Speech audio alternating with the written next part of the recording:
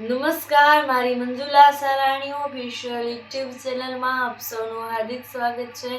નમસ્કાર, આપની સાથે હું મંજુલા.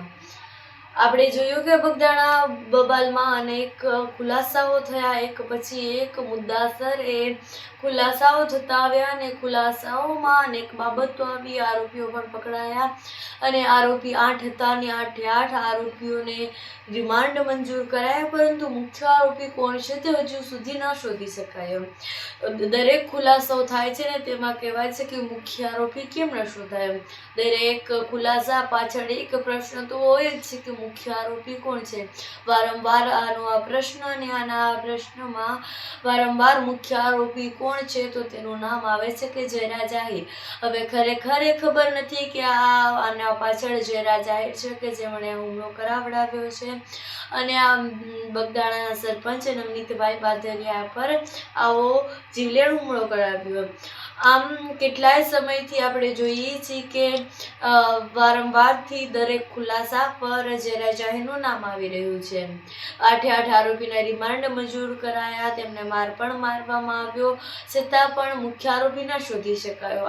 આ બાબતને લઈને પોલીસમાં જ ખૂબ આક્રોશ ભરાય છે અને એમાં મુખ્ય આરોપી કોણ છે ને તેમાં ઘણા એટલા બધા એવા પણ ખુલાસાઓ થઈ રહ્યા છે ને ક્યાંક એવું પણ કહેવાય રહ્યું છે કે આ જે 8 આરોપીઓ શોધાયા હતા તે 8 આરોપીમાંથી તેમાં મુખ્ય આરોપી શનિ છે અને બીજા જે આરોપી છે તેમાં એક વ્યક્તિને તો એવું કહેવામાં આવ્યું કે તેને પોલીસ આવીને કહી કે તમારા દીકરાને દ્વારકા લઈ જાય છે ને પછી તેમનો દીકરો પાછો જ ન આવ્યો, આવું તેમની માતા કહી રહ્યા હતા.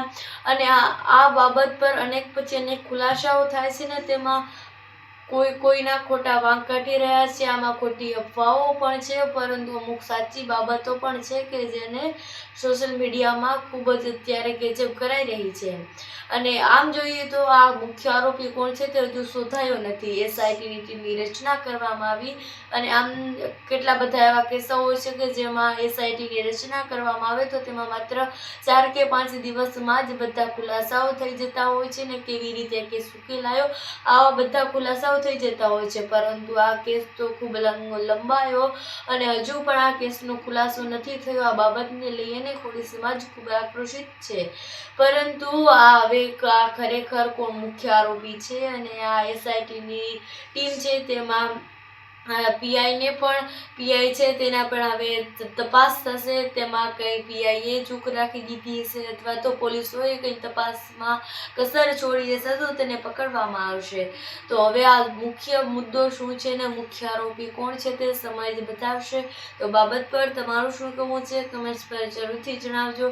સાથે જ અમારી મંજુલા સારાણી ઓફિશિયલ યુટ્યુબ ચેનલને સબસ્ક્રાઈબ કરવાનું ભૂલશો નહીં. નમસ્કાર.